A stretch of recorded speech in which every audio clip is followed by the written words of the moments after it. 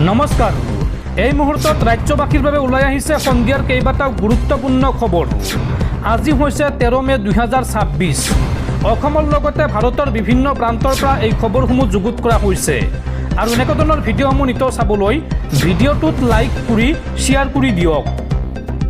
প্ৰথমটো খবৰ, দেশত আজিৰ পৰা বৃদ্ধি পাব সোণৰূপৰ দাম। কেন্দ্ৰীয় চৰকাৰে বৃদ্ধি কৰিলে সোণৰূপৰ আমদানি শুল্ক। 6ৰ পৰা 15% বৃদ্ধি কৰা হৈছে আমদানি শুল্ক।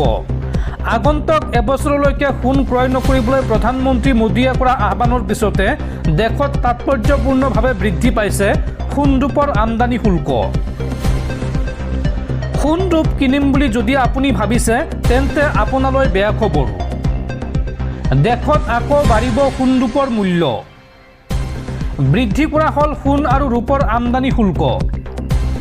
সৰ্বমুঠ 15% অধিক মহঙা হ'ব আমদানিকৃত সোণৰূপ। সোণ আৰু ৰূপৰ আমদানি নিয়ন্ত্ৰণৰ চেষ্টা ভাৰত চৰকাৰৰ। প্ৰধানমন্ত্ৰীৰ মিতব্যয়িতাৰ আহ্বানৰ পিছতে এই বিশেষ পদক্ষেপ লোৱা হৈছে। বুনিয়াদী শুল্ক 10% আৰোপ কৰা হ'ল সোণ আৰু ৰূপৰ আমদানিত আৰু লগতে অতিৰিক্তভাৱে 5% কৃষি আন্তঃগাঁথনি আৰু উন্নয়ন কৰ আৰোপ কৰা হৈছে সোণৰূপত আৰু এইদৰে 15% পৰ্যন্ত বৃদ্ধি কৰা হৈছে সোণৰূপৰ আমদানি শুল্ক। পৰৱৰ্তী খবৰ, অহা 21 মে'ৰ পৰা আৰম্ভ হ'ব ষষ্ঠদশ বিধানসভাৰ প্ৰথমখন অধিৱেশন আৰু চন্দ্ৰমোহন পাটোৱাৰীক বিধানসভাৰ প্ৰথম অধ্যক্ষ হিচাপে নিযুক্তি দিয়া হৈছে। নৱনিৰ্বাচিত বিধায়কসকলক শপত বাক্য পাঠ কৰোৱাব চন্দ্ৰমোহন পাটোৱাৰীয়ে আৰু এই অধিৱেশনতে বাছনি কৰা হ'ব পৰৱৰ্তী অধ্যক্ষ আৰু উপাধ্যক্ষ দুজনক। পৰৱৰ্তী খবৰ, অতি শীঘ্ৰেই অসমত বলবৎ হ'ব ইউনিফৰ্ম চিভিল কোড চমুকৈ UCC। অসমৰ নিৰ্বাচনী ইস্তাহাৰৰ অংশ UCC। শপত গ্ৰহণৰ পাছদিনাই এই ঘোষণা মুখ্যমন্ত্ৰী হিমন্ত বিশ্ব শৰ্মাৰ। UCCৰ লগতে নিৰ্বাচনী ইস্তাহাৰৰ প্ৰতিটো প্ৰতিশ্ৰুতি পূৰণৰ অংগীকাৰ মুখ্যমন্ত্ৰী ডক্টৰ হিমন্ত বিশ্ব শৰ্মাৰ। পৰৱৰ্তী খবৰ, জামিন লাভ কৰি সকাহ পোৱা নাই কংগ্ৰেছ নেতা পৱন খেৰাই। দিল্লীৰ পৰা আহি গুৱাহাটীত উপস্থিত কংগ্ৰেছ নেতা পৱন খেৰা। আদালতৰ নিৰ্দেশত গুৱাহাটীৰ ক্ৰাইম ব্ৰাঞ্চত হাজিৰ পৱন খেৰা। উল্লেখযোগ্য যে পৱন খেৰাক আৰক্ষীৰ তদন্তত সহযোগৰ নিৰ্দেশ দিছিল আদালতে। মুখ্যমন্ত্ৰী আৰু তেওঁৰ পত্নীৰ বিৰুদ্ধে একাধিক ভুৱা তথ্য দিয়াৰ অভিযোগ পৱন খেৰাৰ বিৰুদ্ধে আৰু এই সন্দৰ্ভত আজি এগৰাকী অধিবক্তা আৰু এজন পৰিয়ালৰ সদস্যৰ লগত গুৱাহাটীৰ ক্ৰাইম ব্ৰাঞ্চত উপস্থিত হয় জ্যেষ্ঠ কংগ্ৰেছ নেতা পৱন খেৰাই। পৰৱৰ্তী খবৰ, দেশবাসীলৈ আন এক উদ্বেগজনক খবৰ।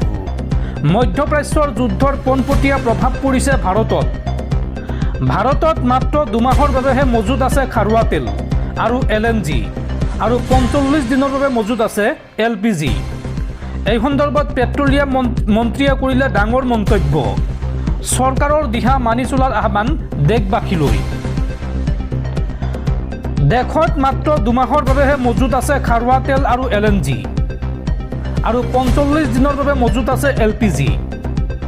পশ্চিম এছিয়াত চলা উত্তেজনাৰ বাবে বিশ্বজুৰি ইন্ধনৰ বাবে হাহাকাৰ আৰু দেশৰ প্ৰধানমন্ত্ৰী গৃহমন্ত্ৰীৰ লগতে পেট্ৰলিয়াম মন্ত্ৰীৰ আহ্বান সমগ্ৰ দেশবাসীলৈ।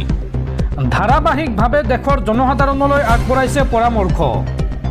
দেশবাসীয়ে যাতে অভাৱৰ সন্মুখীন নহয় তাৰ বাবে দৈনিক LPGৰ উৎপাদন বৃদ্ধি কৰা হৈছে।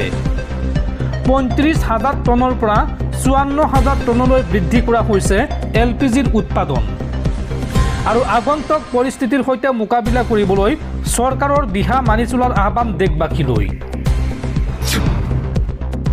পৰৱৰ্তী খবৰ, সাৱধান ৰাজ্যবাসী।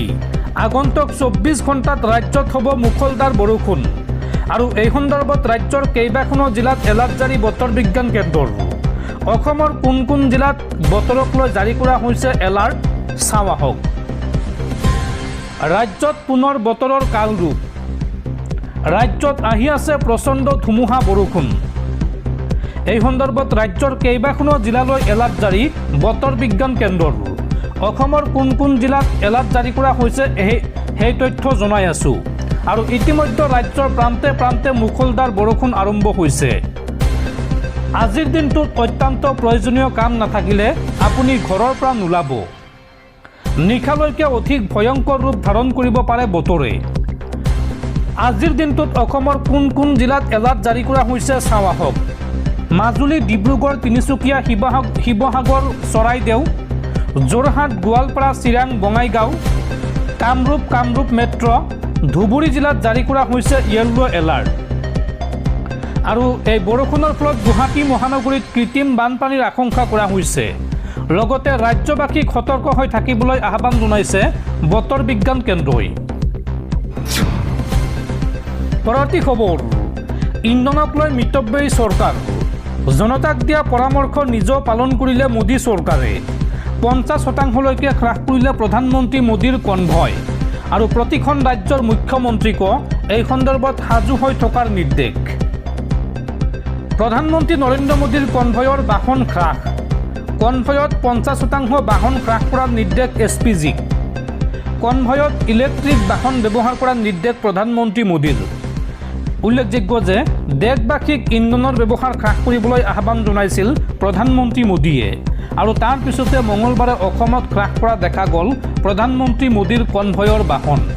আৰু গুজৰাটতো মোদীৰ কনভয়ত দেখা গৈছে কম সংখ্যক বাহন, অৰ্থাৎ 50% বাহন কমাই দিয়া হৈছে প্ৰধানমন্ত্ৰী মোদীৰ কনভয়ত। পৰৱৰ্তী খবৰ, এটাৰ পিছত আন এটা বিজয় থালাপতিৰ। নিৰ্বাচনী ফলাফলত এককভাৱে 108খন আসন লাভ কৰা বিজয়ৰ তামিলনাডুত আকৌ ঢৌ। বিধানসভাৰ আস্থা ভোটত 144 জন বিধায়কৰ সমৰ্থন। অৰ্থাৎ বিধানসভাত 144 জন বিধায়কৰ সমৰ্থনেৰে TVKৰ সংখ্যাগৰিষ্ঠতা প্ৰমাণ। AAIDMKৰ 26 গৰাকী বিধায়কৰ সমৰ্থন TVKলৈ। আৰু লগতে AMMKৰ এজন বিধায়কৰ সমৰ্থন TVKলৈ। পৰৱৰ্তী খবৰ, মই প্ৰধানমন্ত্ৰী মোদীক ক'ব বিচাৰোঁ যে এই 22 লাখ সন্তান দেশৰ যুৱ প্ৰজন্ম, এইসকল লোক জেনজি। যদি এইদৰে পৰীক্ষাৰ প্ৰশ্নকাকত ফাদিল হৈ থাকে তেন্তে এই জেনজিসকলে আপোনাৰ ঠিক একেই দশা কৰিব যিটো নেপালত ক্ষমতাত থকা লোকসকলৰ সৈতে কৰা হৈছিল। নীট পৰীক্ষাৰ প্ৰশ্নকাকত ফাদিল আৰু পৰীক্ষা বাতিলক লৈ এই মন্তব্য জ্যেষ্ঠ আপ নেতা মনীষ সিসোদিয়াৰ। পৰৱৰ্তী খবৰ, মুখ্যমন্ত্ৰী হিমন্ত বিশ্ব শৰ্মাৰ বিৰুদ্ধে মানহানিৰ গোচৰ ৰুজু। হিমন্ত বিশ্ব শৰ্মাৰ বিৰুদ্ধে এইবাৰ মানহানিৰ গোচৰ তুলিলে কুংকি চৌধুৰীৰ মাতৃ সুজাতা গুৰুং চৌধুৰীয়ে। 1 টকাৰ মানহানিৰ গোচৰ তুলিছে সুজাতা গুৰুং চৌধুৰীয়ে। অসমৰ মুখ্যমন্ত্ৰী হিচাপে ডক্টৰ হিমন্ত বিশ্ব শৰ্মাই শপত গ্ৰহণ কৰাৰ দিনাই তেওঁলৈ এখন বিশেষ মুকলি চিঠি প্ৰেৰণ কৰিছে সুজাতা গুৰুং চৌধুৰীয়ে। নিৰ্বাচনৰ সময়ত মুখ্যমন্ত্ৰীগৰাকীয়ে তেওঁৰ বিৰুদ্ধে কৰা বিভিন্ন বিতৰ্কিত মন্তব্য আৰু অভিযোগৰ প্ৰত্যুত্তৰ দি তেওঁ এই পত্ৰখন লিখিছে। এইবাৰৰ বিধানসভা নিৰ্বাচনত বিৰোধী মিত্ৰজোঁটৰ প্ৰাৰ্থী কুংকি চৌধুৰীৰ মাতৃ সুজাতা গুৰুং চৌধুৰীয়ে মুখ্যমন্ত্ৰীৰ বিৰুদ্ধে তেওঁৰ চৰিত্ৰ হনন কৰাৰ গুৰুতৰ অভিযোগ উত্থাপন কৰিছে।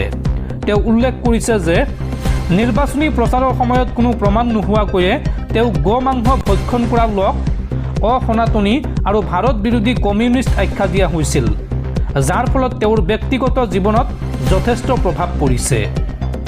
পত্ৰখনত তেওঁ বিশেষকৈ ডেনভাৰৰ এটা সংগ্ৰহালয়ত তোলা এটা ফটোৰ প্ৰসংগ উত্থাপন কৰিছে। মুখ্যমন্ত্ৰীয়ে সেই ফটোখনক লৈ কৰা মন্তব্যক মিছা বুলি অভিহিত কৰি তেওঁ কয় যে সংগ্ৰহালয়টোৰ স্বত্বাধিকাৰীয়ে ইতিমধ্যে এই সন্দৰ্ভত স্পষ্টীকৰণ দিছে। এগৰাকী সাধাৰণ নাগৰিকৰ বাবে এনেধৰণৰ অপপ্ৰচাৰে কেনেদৰে বিপদ মাতি আনিব পাৰে সেই কথা তেওঁ অতি দুখৰে প্ৰকাশ কৰিছে। আনকি তেওঁৰ নাবালক সন্তানৰ ফটো ৰাজহুৱা কৰাৰ ফলত তেওঁলোকৰ জীৱনলৈও ভাবুকি আহিছে বুলি তেওঁ চিঠিখনত উল্লেখ কৰিছে। তেওঁৰ খাদ্য পৰম্পৰা বা ব্যক্তিগত বিচাৰধাৰাক লৈ সমাজত যি ধৰণৰ কুটু মন্তব্যৰ সৃষ্টি কৰা হ'ল তাৰ বাবে তেওঁ মুখ্যমন্ত্ৰীক পোনপটীয়াভাৱে জগৰীয়া কৰিছে। নিজৰ বৌদ্ধিক আৰু ৰাজনৈতিক বিচাৰধাৰাৰ সম্পৰ্কতো তেওঁ মুখ খুলিছে। তেওঁৰ ব্যক্তিগত পুথিভঁৰালত থকা হাজাৰ হাজাৰ কিতাপ পঢ়াটোৱে তেওঁক দেশ বিৰোধী কৰি নুতুলে বুলি তেওঁ স্পষ্ট কৰি দিয়ে। কমিউনিষ্ট বিচাৰধাৰাক লৈ কৰা মন্তব্যৰ উত্তৰত তেওঁ কয় যে বয়সৰ লগে লগে মানুহৰ চিন্তা চৰ্চা সলনি হয় আৰু বৰ্তমান তেওঁৰ বয়স 56 বছৰ। তেওঁ নিজকে এজন জন্মসূত্ৰে আৰু সংস্কৃতিগতভাৱে হিন্দু বুলি চিনাকি দিছে। যি ধৰ্মক ৰাজনীতিৰ বাবে ব্যৱহাৰ নকৰে। তেওঁ কয় যে গণতন্ত্ৰত সকলোৰে নিজৰ খাদ্য, ধৰ্ম আৰু আদৰ্শ বাছনি কৰাৰ অধিকাৰ আছে। অৱশেষত তেওঁ মুখ্যমন্ত্ৰীক উদ্দেশ্যি কয় যে নিৰ্বাচন শেষ হৈছে আৰু এতিয়া তেওঁ সমগ্ৰ ৰাজ্যৰ মুখ্যমন্ত্ৰী। গতিকে এগৰাকী নিৰ্বাচিত প্ৰতিনিধি হিচাপে তেওঁ জনসাধাৰণৰ ওচৰত জবাবদিহি হ'ব লাগে। সুজাতা গুৰুং চৌধুৰীয়ে এই পত্ৰৰ জৰিয়তে মুখ্যমন্ত্ৰীৰ পৰা এক ৰাজহুৱা ক্ষমা প্ৰাৰ্থনা দাবী কৰিছে। ইয়াৰ উপৰিও তেওঁ মানহানিৰ গোচৰ তলাৰ কথা উল্লেখ কৰিছে, য'ত ক্ষতিপূৰণ হিচাপে মাত্ৰ 1 টকা দাবী কৰিছে। এই সাহসী চিঠিখন এতিয়া ছ'চিয়েল মিডিয়াত যথেষ্ট চৰ্চিত হৈছে।